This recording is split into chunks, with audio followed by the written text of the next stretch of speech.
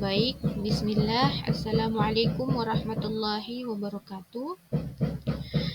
Raditu billahi rabba wa bil islami dina wa bi Muhammadin nabiyya wa rasula. Hanya kepada Allah tempat kita bersyukur dan hanya kepada Nabi Allah Muhammad sallallahu alaihi wasallam tempat kita bersolawat. Allah. Baik, pada kesempatan kali ini saya akan menjelaskan mengenai hakikat puasa, yang dimana nantinya di sini kita bisa lihat ada 6 poin pembahasan yang akan kita bahas, yang dimana ada pengertian puasa, macam-macam puasa, cara berpuasa, ketentuan orang yang tidak berpuasa, membatalkan puasa, dan juga hal-hal yang mengurangi nilai puasa. Untuk mengefisienkan waktu, langsung saja kita masuk pada pembahasan pertama, yaitu mengenai pengertian puasa. Jadi secara bahasa, puasa berasal dari kata saum. Nah, dalam bahasa Arab yang berarti menahan diri. Nah, dalam arti syariat, puasa didefinisikan sebagai menahan diri dari segala sesuatu yang membatalkannya, mulai dari terbit fajar hingga terbenamnya matahari. Jadi, dengan niat dan syarat-syarat tertentu karena perintah Allah Subhanahu wa taala.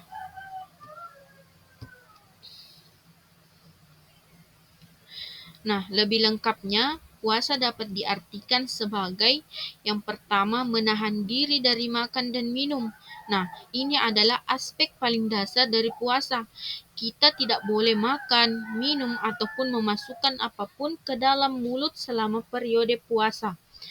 Yang kedua, menahan diri dari hawa nafsu. Nah, di sini puasa bukan hanya sekedar tentang menahan diri dari makan dan minum saja, tetapi juga tentang menahan diri dari hawa nafsu dan godaan, di mana kita harus berusaha untuk mengendalikan diri dari segala sesuatu yang dapat membatalkan puasa kita, seperti berbicara kasar, berbohong, dan juga berbuat zina. Nah, poin yang ketiga yaitu meningkatkan ketakwaan. Nah, jadi puasa adalah ibadah yang bertujuan untuk meningkatkan ketakwaan kita kepada Allah Subhanahu wa taala, di mana dengan berpuasa kita diharapkan dapat menjadi pribadi yang lebih taat dan juga patuh kepada perintah Allah Subhanahu wa taala. Pembahasan yang kedua yaitu mengenai macam-macam puasa. Jadi dalam Islam terdapat 2 kategori utama puasa, yaitu puasa wajib dan juga puasa sunnah. Nah, puasa wajib, yang dimana puasa wajib adalah puasa yang diperintahkan oleh Allah Subhanahu wa taala dan wajib dilaksanakan oleh setiap muslim yang memenuhi syarat. Nah, ada 4 jenis puasa wajib, yaitu puasa Ramadan, di mana puasa Ramadan ini baru-baru kita jalani, yaitu di mana puasa selama sebulan penuh di bulan Ramadan. Nah, ini adalah rukun Islam dan menjadi kewajiban bagi setiap muslim yang sudah balik, berakal, dan juga mampu. Yang kedua, puasa qada. Nah, puasa qada ini merupakan puasa pengganti atau puasa yang mengganti puasa Ramadan yang kita tinggalkan. Yang kedua, puasa kafarat. Nah, puasa kafarat ini puasa tebusan karena uh, melanggar sesuatu seperti sumpah ataupun juga janji. Nah, yang keempat ada puasa nasar. Nah, puasa nasar ini adalah puasa yang dilakukan berdasarkan janji atau kita pernah berjanji sebelumnya. Nah, itu dinamakan puasa nasar.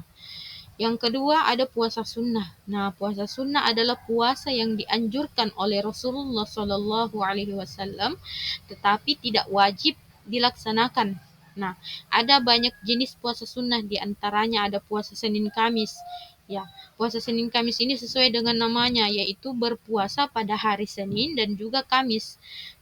Yang kedua ada puasa Ayyamul Bid. Nah, puasa Ayyamul Bid ini adalah puasa 3 hari di pertengahan bulan. Yang ketiga ada puasa Arafah. Nah, puasa Arafah ini dilakukan adalah puasa yang dilakukan pada tanggal 9 Zulhijjah. Yang keempat ada puasa Syawal. Nah, puasa Syawal ini adalah puasa 6 hari di bulan Syawal. Yang kelima ada puasa Tasu'ah dan Asyura. Nah, puasa Tasu'ah dan Asyura ini adalah puasa tanggal 9 dan juga 10 Muharram. Yang keenam ada puasa Rajab. Nah, puasa Rajab ini sesuai dengan namanya, yaitu berpuasa di bulan Rajab. Yang terakhir ada puasa Daud. Nah, puasa Daud ini bisa dikatakan sebagai puasa selingan atau puasa sehari selang hari. Nah, kita memasuki pembahasan yang ketiga, yaitu cara berpuasa. Nah, di mana berpuasa dalam Islam memiliki rukun dan sunnah yang dianjurkan untuk dijalankan. Nah, berikut adapun juga langkah-langkah cara berpuasa, yang dimana sebelum puasa kita ini berniat terlebih dahulu. Nah, niat ini adalah rukun yang paling penting. Niat bisa dilakukan dalam hati dengan tekad yang kuat untuk berpuasa. Yang kedua adalah sahur. Nah, sahur ini sangat dianjurkan untuk kita meskipun sedikit, karena sahur ini bermanfaat untuk menjaga stamina selama kita berpuasa. Yang ketiga, menjaga kebersihan.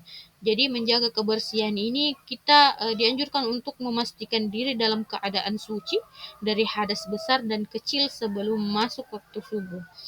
Nah, poin kedua yaitu selama puasa kita dianjurkan untuk menahan diri dari makan dan minum serta hal-hal yang bisa membatalkan puasa seperti merokok, berhubungan suami istri, dan memasukkan sesuatu ke dalam lubang tubuh yang terbuka. Yang kedua, menjaga perilaku. Jadi selain kita menahan diri, kita juga perlu untuk menjaga perilaku kita, uh, agar kita tetap dalam ucapan dan tindakan yang baik. Yang ketiga, memperbanyak ibadah. Nah, di sini kita menggunakan waktu luang selama puasa seperti sholat, membaca Al-Quran, berzikir, dan juga berdoa. Lanjut, poin ketiga ada setelah berbuka. Nah, di mana setelah berbuka ini kita dianjurkan untuk menyegerakan berbuka, karena segera untuk membatalkan puasa ketika azan maghrib berkumandang. Yang kedua, sholat maghrib. Nah, sholat maghrib ini setelah kita berbuka, nah kita dianjurkan untuk bersegera melaksanakan sholat maghrib tanpa menunda-nundanya. Nah, poin berikutnya adapun sunnah puasa. Yang pertama, membaca doa saat berniat dan juga berbuka, menyegerakan sahur dan menunda waktu berbuka, memperbanyak sedekah, memperbanyak membaca Al-Quran, mengerjakan sholat sunnah seperti sholat tarawih, yang terakhir mengikuti kegiatan itikaf di masjid. Pembahasan keempat mengenai ketentuan orang yang tidak berpuasa. Jadi, dalam Islam ada beberapa golongan yang diperbolehkan tidak berpuasa di bulan Ramadan, namun dengan catatan harus menggantinya di lain waktu. Nah, golongan tersebut antara lain seperti musafir, orang yang berpergian. Nah, di sini orang yang sedang berpergian dengan jarak tempuh lebih dari 84 kilometer dan keluar dari tempat tinggalnya saat waktu subuh, dan mereka diwajibkan untuk mengganti puasanya di hari lain setelah Ramadan. Yang kedua, orang sakit. Jadi orang sakit ini dan tidak mampu berpuasa tanpa yang bisa membahayakan kesehatannya. Jadi orang sakit di uh, tidak diwajibkan berpuasa. Yang ketiga, lanjut usia, tua renta, di mana orang yang sudah tua renta, sudah tidak mampu lagi berpuasa, maka mereka diwajibkan untuk membayar fidyahnya. sebagai pengganti puasanya, yaitu dengan memberikan makan kepada orang miskin setiap hari selama mereka tidak berpuasa. Yang keempat, wanita hamil dan menyusui. Jadi wanita hamil dan menyusui yang dikhawatirkan nantinya akan eh, membahayakan diri dan bayinya jika berpuasa.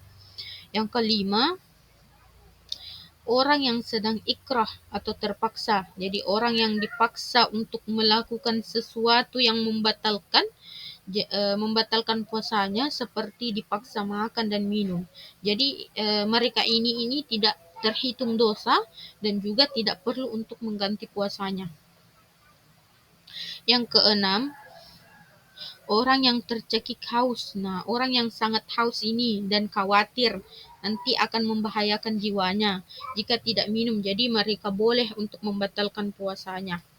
Yang ketujuh, anak-anak yang belum balik. Jadi anak yang belum mencapai usia balik. Nah, mereka ini tidak wajib untuk berpuasa, tetapi sebagai orang tua ini kita dianjurkan untuk melatih mereka berpuasa, minimal melatihnya berpuasa setengah hari saja.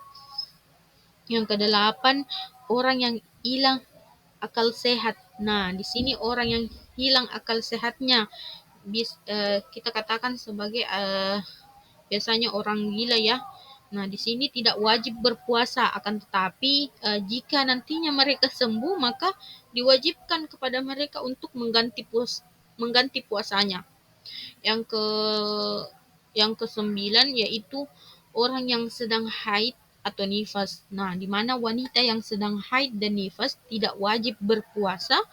Nah, akan tetapi mereka diwajibkan untuk mengganti puasanya setelah Ramadan. Kita memasuki pembahasan yang kelima, yaitu membatalkan puasa. Jadi membatalkan puasa dalam Islam harus dilakukan dengan cara yang benar agar ibadah puasa kita tetap sah. Nah, berikut langkah-langkahnya. Di sini ada 3 poin yang dimana waktu berbuka puasa. Jadi puasa di bulan Ramadan ini dibatalkan ketika azan maghrib berkumandang, seperti yang telah kita jelaskan tadi, yaitu ketika kita mendengar azan maka kita langsung menyegerakan berbuka. Yang kedua, cara berbuka puasa, di mana kita yang pertama itu membaca niat dulu, yang kedua menyantap makanan atau minuman yang manis. Nah, di sini sesuai dengan sunnah yang dianjurkan berbuka dengan yang manis seperti kurma dan juga madu. Yang ketiga, melaksanakan sholat maghrib. Jadi kita dianjurkan untuk melaksanakan sholat maghrib tanpa menunda-nundanya. Poin yang ketiga, hal yang harus dihindari saat berbuka. Yang pertama, berbuka dengan makanan yang berlebihan. Nah, ini itu harus kita hindari. Yang kedua, minum yang terlalu dingin atau panas. Yang ketiga, berkata kotor atau bergosip. Nah, yang keempat, bermalas-malasan. Jadi itu tadi hal-hal yang harus kita hindari. Nah, pembahasan yang terakhir yaitu mengenai hal-hal yang mengurangi nilai puasa. Dalam Islam, selain membatalkan puasa, ada beberapa hal yang dapat mengurangi nilai puasa yang kita lakukan. Di antaranya ada 3 poin. Yang pertama, perbuatan tercela. Nah, di sini seperti berbohong, berkata kasar, berbuat jahat, melihat dengan syahwat dengan lawan jenis, berkata kotor. Yang kedua, meninggalkan ibadah. Nah, ini meninggalkan sholat fardu, meninggalkan tadarus Al-Quran, meninggalkan zikir dan juga doa, di mana seharusnya tadarus Al-Quran, zikir dan doa itu bisa eh, meningkatkan dan menambah pahala kita selama berpuasa. Yang ketiga, poin ketiga yaitu perilaku buruk lainnya. Di sini ada bermalas-malasan, bersikap sombong, makan dan minum berlebihan, berpakaian tidak sopan, dan sebagainya. Oke, dari materi hari ini, saya menarik kesimpulan yaitu berpuasa adalah ibadah yang mengajarkan kita untuk disiplin, sabar, dan meningkatkan ketakwaan kepada Allah Subhanahu wa taala dengan memahami cara berpuasa yang benar dan menjalankan sunnahnya. Jadi diharapkan ibadah puasa kita ini berjalan lancar dan mendapatkan pahala yang berlimpah. Oke, baik, mungkin hanya itu materi yang bisa saya sampaikan pada kesempatan kali ini. Kurang lebihnya mohon dimaafkan apabila ada salahnya itu datangnya dari saya pribadi, apabila ada benarnya itu datangnya daripada Allah Subhanahu wa taala. Akhirul kalam, billahi fi sabilil haq fastabiqul khairat. Assalamualaikum warahmatullahi wabarakatuh.